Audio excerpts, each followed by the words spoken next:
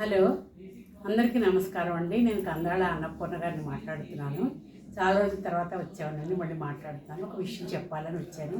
నాకు మా పెద్దవాళ్ళు మా మదర్ చెప్పి పంపించారు. నేను నా పిల్లలకి అలాగే చెప్పి పంపించాను. వాళ్ళ కాపురాలు బాగున్నాయి. నా కాపురం మాకు పెళ్ళై 50 ఏళ్ళు అయిందండి. మేము కూడా చాలా బాగున్నాం. అందుకే మీకు చెప్తున్నాను ధైర్యం చేసి. ఇప్పుడు ఈ మధ్యకాలంలో ఏమవుతుందంటే కొత్తగా పెళ్ళైన వాళ్ళకి ఎందుకో అవగాహన లేక, ఇద్దరి మధ్యలో అవగాహన లేక, ఒక గట్టి బంధం ఏర్పడక ఎక్కువగా విడాకులకి వెళ్ళిపోతున్నారండి. అందుకని నేను చెప్పేది ఏంటంటే, ముందు అబ్బాయిలకు చెప్తానండి, అంటే భర్తలకు చెప్తాను, తర్వాత రేపు ఎప్పుడో భార్యలకు చెప్తాను. కొంచెం సావధానంగా వినండి. భర్తలు అంటే ఏం చేయాలంటేనండి, పెళ్ళైన దగ్గర నుంచి మీరు ఏదో ఒక ముద్దు పేరు పెట్టుకోండి. మీ భార్యకి పెట్టుకుని బుజ్జో, కన్నో, బంగారమో, అలా ఏదో ఒకటి పెట్టుకుని అలా ముద్దుగా పిలుచుకుంటూ తన ఇష్టాలు ఏంటో ముందరగా తెలుసుకుని అది మీకు ఇష్టం లేకపోయినా తనకిష్టం కాబట్టి మీరు దాన్ని ఆచరించండి. అలాగే కూర కానీ స్వీట్ కానీ తనకి ఏ రంగు ఇష్టమో తెలుసుకోండి. కూరలు అయితే మీరు కూరలు తీసుకొచ్చే మాట అయితే ఆ కూరలు తెచ్చిపెట్టండి. లేదు తను తెచ్చుకోవడం, లేదంటే బయట నుంచి ఎవరి తెప్పించుకుంటే ఆ కూర ప్రత్యేకంగా తెప్పించండి. నీకు ఇష్టం కదా, నువ్వు వండుకో, తిని.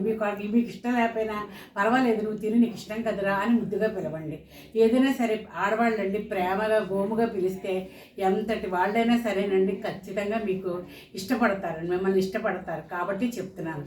అలాగే ఏంటంటే ఖచ్చితంగా వారానికి మీకు వీకెండ్ ఉంటుంది కాబట్టి సెలవుల్లో ఏదో ఒక రోజు సినిమాకి వెళ్ళి అట్టించాలి, హోటల్లో తినేద్దాన్ని రా, నువ్వేం చేస్తావు ఇప్పుడు, నేను చేస్తానని అన్నా సరే భార్య పర్వాలేదురా, ఏం చేస్తావు, ఏదో తినేద్దాన్ని, నీకు ఏది ఇష్టం చెప్పు అని తన ఇష్టాలు తెలుసుకుని మీరు కొంతకాలం తన ఇష్టానికి మీరు వ్యతిరేకించకుండా తన ఇష్టాన్ని మీరు ఒప్పుకున్నట్లయితే కొన్నాళ్ళ తర్వాత అండి మీకు లొంగిపోయి మీ ఇష్టాన్ని తను అంగీకరిస్తుంది. తెలిసినండి ముందుగా చేయవలసింది భర్త.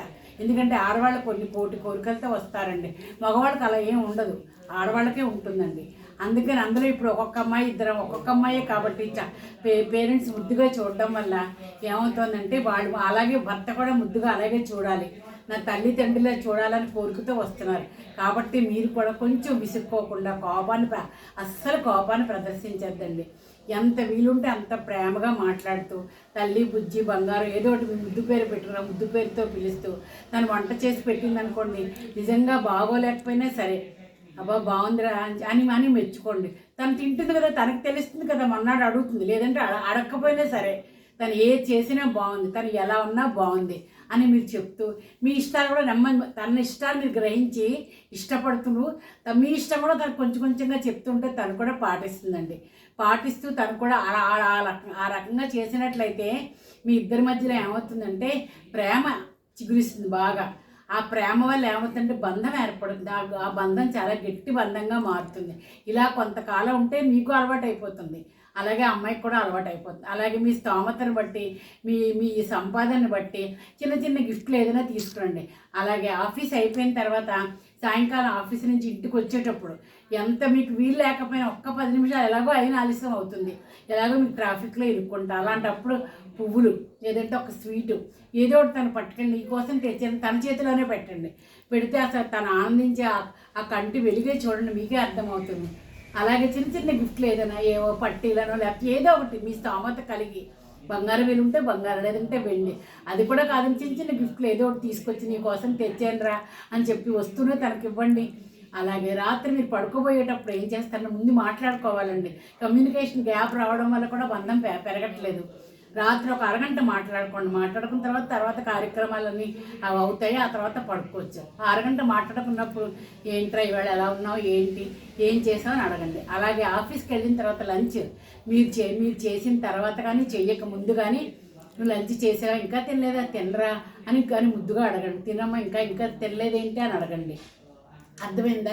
అలాగే తను ఎలా తింటుందో ఏం తింటుందో మీరు గమనించినట్టు తనకు తెలియకుండా మీరు గమనించుకుని ఓ రోజు ఏమైనా తక్కువ తిందనుకో, ఏంట్రా ఇవాళ సరిగా తెలియలేదు అన్నాం, ఏమైందిరా తల్లి అని అడిగితే ఎంత ఇలా గోముగా మీరు మాట్లాడి కోపం అస్సలు ప్రదర్శించుకుని ఈ విధంగా మాట్లాడి చూడండి, మీకు ఎంత అంటే అంత ఆడవాళ్ళు లొంగిపోయి ఉంటారు. ఎందుకు అంటే ఆ ప్రేమ మీరు ఇవ్వలేదనుకోండి, వాడి ప్రేమతోందంటే వాళ్ళు ఉద్యోగాలు చేస్తున్నారు కాబట్టి ఏమవుతుందంటే మేము బ్రతకగలమని అనేసి అందుకు విడాకులు తీసుకుంటారు. కాబట్టి అలా వద్దు. మీరు ప్రేమ పెరిగితే బంధం గట్టిపడుతుంది. దానివల్ల మీ ఇద్దరు కూడా కొంతకాలం జీవితాంతం మాలాగా మీ జీవితాంతం మాలా మీరు కూడా కలిసి ఉండాలని అందరికీ కోరుకుంటున్నాను. అలాగే ఇద్దరు కూడా ఉద్యోగస్తులు అనుకోండి, ఇద్దరు ఆఫీస్కి చెరవైపు వెళ్తారు, ఒకవైపు వెళ్తారు.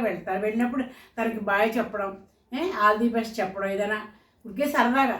అలాగే మధ్యాహ్నం లంచ్ టైంలో ఫోన్ చేయడం, ఎంత మీకు ఖాళీ ఉన్నా లేకపోయినా.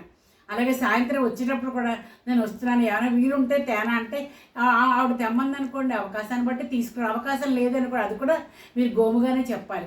అయ్యో కుదరలేదురా, నువ్వు చెప్పావు, ఎంతో తెద్దామని ప్రయత్నించాను కానీ కుదరలేదురా, ట్రాఫిక్లో ఇరుక్కుపోయాను, ఆ ట్రాఫిక్ దగ్గర నువ్వు అడిగినవి ఏమీ లేవు, ఇంకోసారి తప్పకుండా తెస్తానని చెప్పండి. దానికి ఎంతో సంతోషిస్తారు. అలాగే 1 మంత్కి ఒకసారి వారానికి ఒక సినిమా అనుకున్నా, సినిమాకి వెళ్ళి వస్తూ చెప్పాను కదా డిన్నర్ చేసేసి నువ్వు చేయలేవురా అనండి. అలాగే నెలకోసారి ఏ పిక్నిక్ లాంటిదో పెట్టుకోండి. పొద్దున్న ఇంట్లో ఏమైనా చేసుకుని పట్టుకెళ్ళిపోయి ఎక్కడికో అక్కడికి బోల్డని ఉంటాయి పార్కులు, ఓ పార్కుకి వెళ్ళి ఆ చెట్టు కింద కూర్చుని ఇద్దరు మాట్లాడుకుని, ఇద్దరు సవ్యంగా అన్నీ మాట్లాడుకుని తన ఇష్టాలు తెలుసుకుని నీ ఇష్టాలు తనకి చెప్పచ్చు. అప్పుడు చెప్పి నాకు ఇలా ఉంటే ఇష్టం, నాకు ఇలా చేస్తే ఇష్టం అని అనండి. అలాగే తన 6ంటికి లేవలేదని అలగకండి, కోపం తెచ్చుకోకండి. ఎరా తెలివి రాలేదా నీకు, ఫోన్లో 7ంటికి లేస్తావు, ఫోన్లో 8ంటికి లేచావు, ఫోన్లే చూడు, ఫోన్లే రేపు కొంచెం పెద్దగా లేవడానికి ట్రై చేయి అలా అనండి. అంతేగాని ఇంత లేటుగా లేచేవంటే మాత్రం అరవద్దు. అలాగే మీ ఇంట్లో మీ మదర్ ఫాదర్ ఉంటే కూడా వాళ్ళకు కూడా నండి, వాళ్ళు కూడా నొప్పించకూడదు, వాళ్ళ ఇటు భార్యని నొప్పించకూడదు. ఒకవేళ వాళ్ళిద్దరూ ఏమైనా తేడాగా ఉండి చెప్తే అమ్మ దగ్గరికి వెళ్ళి అమ్మ ఫోన్లే, అమ్మ కొత్తగా పెళ్ళైంది కదా కొంచెం సర్దుకోమని అమ్మకి చెప్పండి. అలాగే భార్య కూడా ఫోన్లేవే, మా అమ్మ పెద్దది కొంచెం చేదస్తావు, కొంచెం అడ్జస్ట్ అవ్వే, మీ అమ్మగారు అయితే కాదా అలా అనండి. అలా మీ అమ్మగారు అయితే ఒప్పుకోవా అనండి. అలాగే అమ్మ దగ్గర కూడా అమ్మ ఒక మీకు అక్కో చెల్లె ఉంటుంది దాని పేరు చెప్పి తనైతే ఒప్పుకోవా అని అలా మాట్లాడి మీరు ఆ రకంగా ఉంటే మీరు ప్రశాంతమైన జీవితాన్ని ముందు మీరు హ్యాపీగా గడిపి హాయిగా ఉంటారండి. ఇది నా ప్రార్థన, మనవి. దయచేసి మగవాళ్ళ భర్తలందరూ కూడా నేను చెప్పిన విధంగా పాటించండి. అనుకూలంగా లేకపోతే అప్పుడు నాకు అడగండి. మీకు ఏమైనా కామెంట్స్ పెట్టాలంటే నా నెంబర్ ఉంది, కామెంట్స్ పెట్టండి. ఉంటానండి. ఇంకో రోజు నేను స్త్రీలు భార్య ఎలా ఉండాలో తప్పకుండా చెప్తానండి. ఉంటానండి. బాయ్ అండి.